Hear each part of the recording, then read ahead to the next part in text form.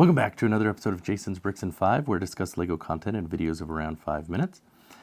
Well, we're getting down to the end, but it's time for another LEGO Oswald vignette review. We have two more. This is the second to last video. We'll have one more after this. But today we have two cartoons from 1928.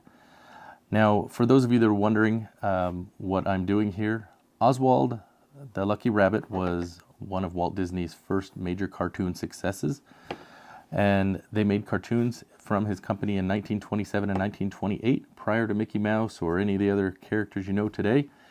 And after about a year, the distributor took the rights for the character, and so unfortunately Oswald was lost from the Disney company until the early 2000s.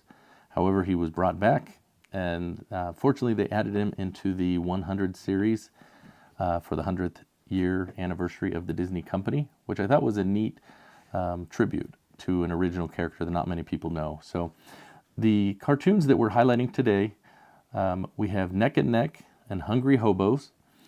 And talking about Neck and Neck first, this one was a little bit difficult because this cartoon is partially lost. There's only about a minute and a half of cartoon, and for the most part it's him and his girlfriend Hortensia riding in a small car, and they're being chased by a police officer on a motorcycle.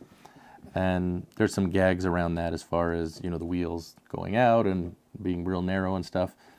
But there wasn't a lot of stuff to base this off of. And the footage that is there was actually kind of poor, to be honest with you.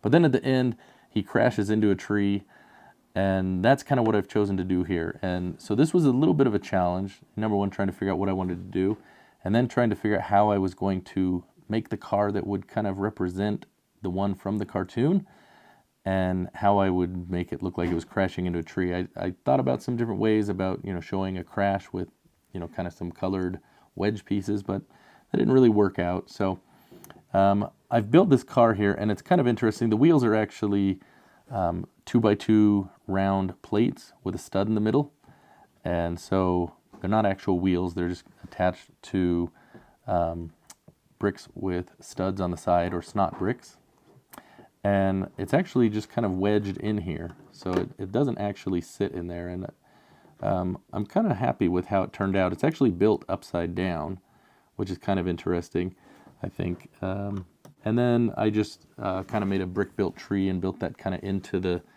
wall so that it would look, you know, like it matched. And I built kind of some rolling hills here, and I don't know. I think it turned out okay. I think it looks pretty good to the cartoon.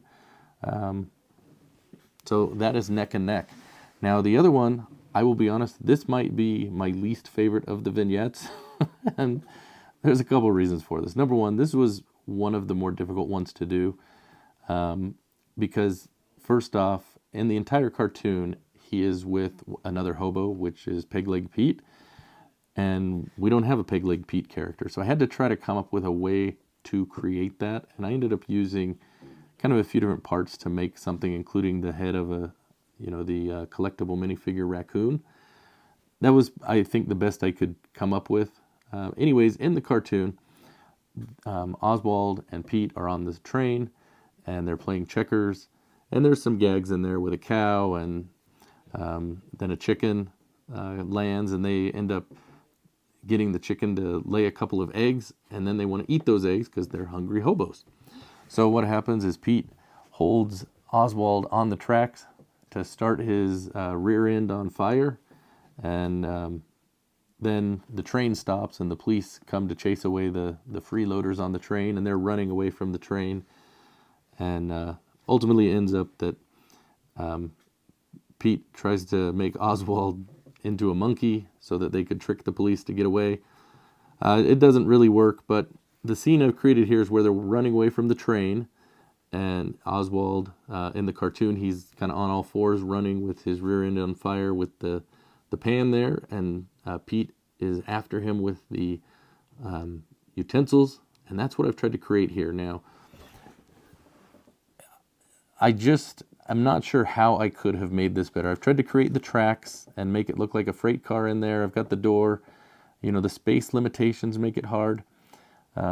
I don't know. It's just, I don't think the most detailed vignette, but I'm not sure how else I could have done it based on this cartoon.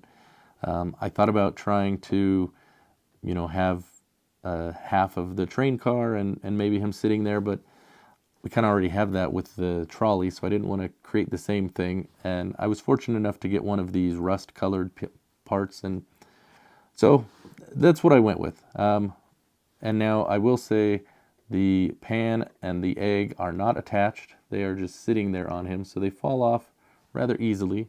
So as long as it's not moved, it's just fine. But when I transport it, it does tend to fall. So there you go. Let me know what you think. Any ideas? Oh, see, there you go. Just like I said, it tends to fall. Are there any ways I could improve these? Especially the hungry hobos. It was a challenge, but again, the space limitations, I think I did as well as I could, I guess. Doesn't mean other people couldn't do better, but I feel okay about what it is. It's just probably not my favorite of the vignettes, but that's going to do it for this episode of Jason's Bricks in 5. Don't forget to watch in a couple episodes when we'll have the final 2 vignettes revealed.